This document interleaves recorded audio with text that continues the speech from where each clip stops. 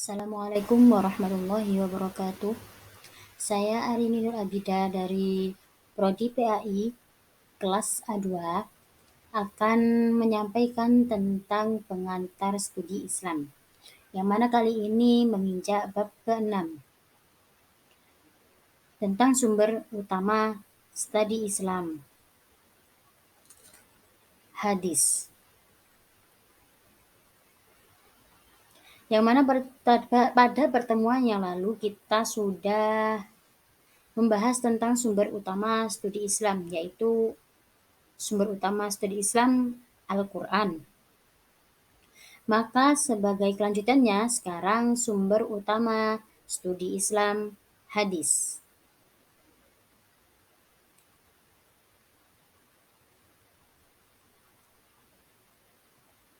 Karena posisi hadis adalah setelah Al-Quran dalam statusnya sebagai sumber studi Islam. Bahkan ia menjadi penjelas bagi Al-Quran.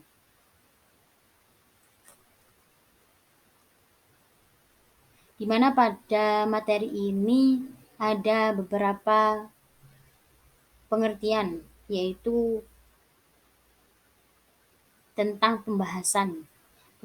beberapa pembahasan, yaitu tentang satu hakikat hadis, yang kedua metode studi hadis.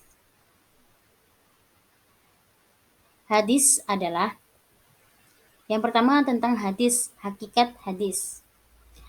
Kata sunnah menurut bahasa berarti jalan, adat istiadat, kebiasaan atau cara yang diadakan.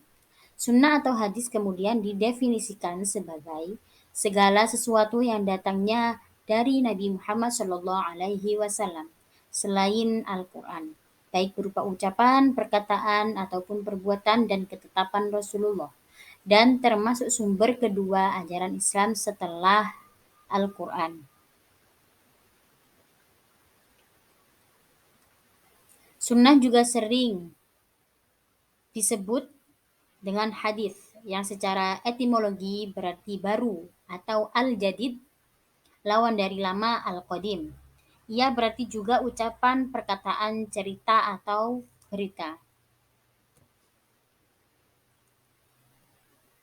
Secara terminologis, hadis dipahami sebagai segala sesuatu yang disandarkan kepada Nabi Muhammad SAW, baik berupa perkataan, perbuatan, pernyataan, dan seterusnya.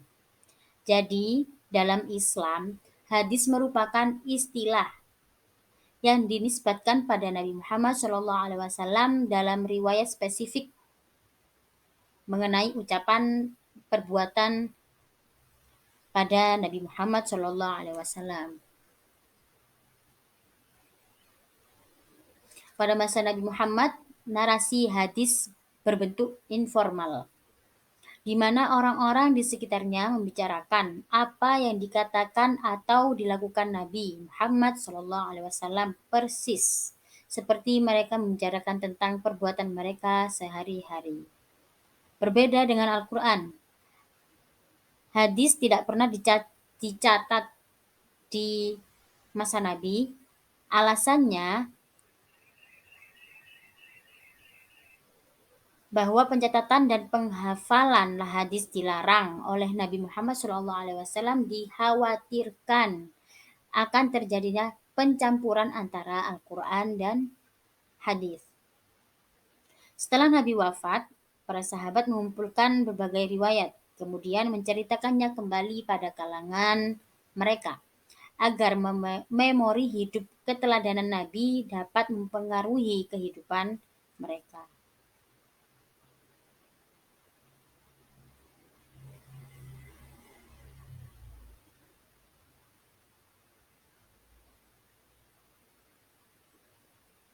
Dengan perkembangan kajian hadis, maka dirumuskan beberapa hal yang berkaitan dengan hadis. Di antaranya adalah bahwa hadis atau sunnah itu memiliki beberapa kategori.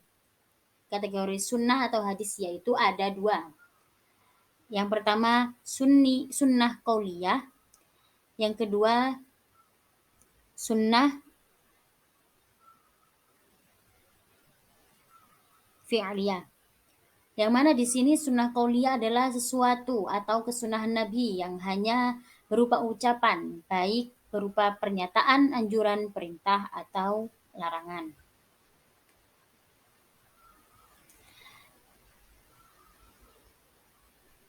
Selain dari sunnah qauliyah, yang kedua yaitu sunnah fi'liyah. Di mana sunnah fi'liyah yaitu sesuatu atau kesunahan Nabi yang berupa perbuatan Nabi yang diberitakan oleh para sahabat mengenai permasalahan ibadah.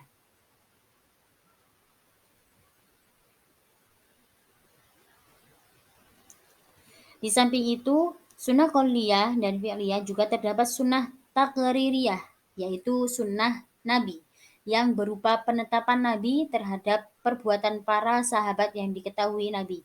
Tetapi beliau tidak menegurnya atau melarangnya, bahkan Nabi cenderung membiarkannya.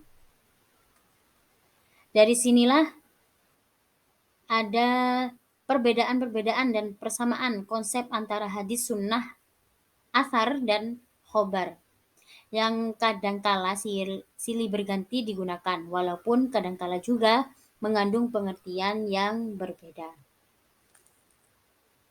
Yang pertama yaitu hadis. Hadis didefinisikan sebagai segala sesuatu yang bersandar kepada Nabi Muhammad SAW berupa perkataan, perbuatan, dan keputusan. Yang kedua ada sunnah.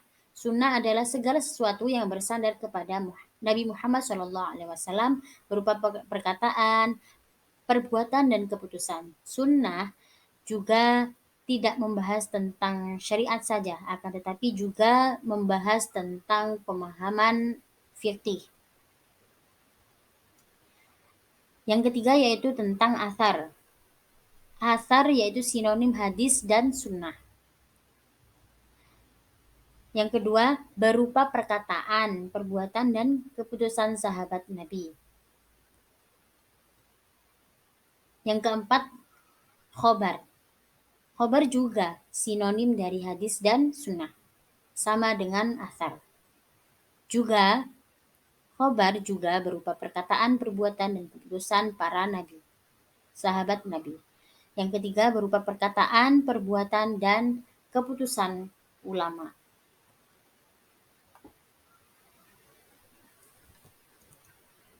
Sebagai salah satu sumber ajaran Islam setelah Al-Quran, maka sunnah memiliki fungsi yang penting. Di antaranya adalah sebagai pemberi uraian dan keterangan serta penjelasan terhadap ayat-ayat Al-Quran. Yang mana ayat-ayat tersebut masih global atau mujmal sebagai penjelas terhadap ayat-ayat Al-Quran yang mempunyai pengertian umum seperti pengertian puasa, dan lain sebagainya. Pada masa Nabi Muhammad SAW masih hidup, semua persoalan yang berhubungan dengan umat Islam pada umumnya dan yang berhubungan dengan Islam pada khususnya dapat diselesaikan dengan baik.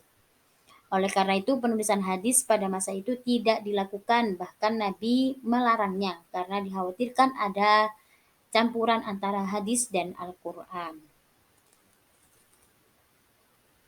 Selanjutnya yaitu tentang metode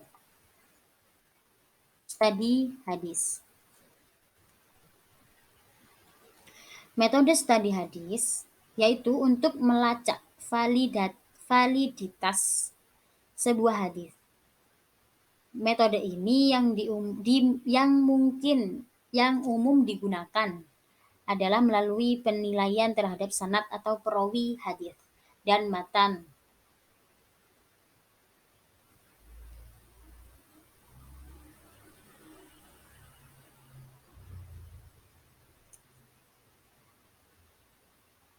Persoalan yang muncul ketika mengkaji sanad dan matan adalah bahwa dua komponen hadis tersebut tidak mungkin muncul mendadak begitu saja, tanpa masa perkembangan sebelumnya, baik sisi teknis maupun materinya. Suatu hadis yang dianggap tidak resmi atau dhaif bisa Jadi, sungguh-sungguh ada pada masa hidup Nabi sendiri saat itu. Kata sanad berarti mu'tamad atau sandaran, tempat berpegang yang dipercaya atau yang sah. Secara terminologi, sanad adalah silsilah orang yang menghubungkan kepada matan hadis, yaitu silsilah orang yang menyampaikan materi hadis, baik berupa perkataan, perbuatan, dan keputusan. Dalam ilmu hadis, sanad merupakan neraca untuk menimbang sahih atau tidaknya suatu hadis, untuk menguji apakah sebuah hadis betul-betul bersumber dari Rasulullah atau tidak. Di antaranya ada syarat-syarat sahnya sebuah sanad sebagai berikut, yakni satu, persambungan sanad para perawi, yang kedua, keadilan perawi, yang ketiga, tingkat kemampuan perawi dalam memelihara hadis, yang keempat, terhindar dari syadz, yang kelima, terhindar dari illat. Secara istilah, matan memiliki beberapa definisi yang pada dasarnya memiliki makna sama, yaitu materi atau lafadz hadis itu sendiri, atau suatu kalimat tempat berakhirnya sanad. Dalam studi al-hadis ini, masalah pemahaman dan pemaknaan terhadap matan hadis tidak hanya menempati posisi yang sangat signifikan dalam wacana pemikiran Islam kontemporer. Pemahaman ini didasarkan pada suatu asumsi bahwa teks atau matan hadis bukanlah sebuah narasi yang berbicara dalam ruang hampa sejarah, melainkan berada di tengah sekian banyak variabel serta gagasan yang bersembunyi di balik sebuah teks atau matan yang harus dipertimbangkan ketika seseorang ingin memahami dan merekonstruksikan makna sebuah hadis tersebut. Terima kasih. Cukup sekian, apabila ada salah kata, saya mohon maaf yang sebesar-besarnya. Wassalamualaikum warahmatullahi wabarakatuh.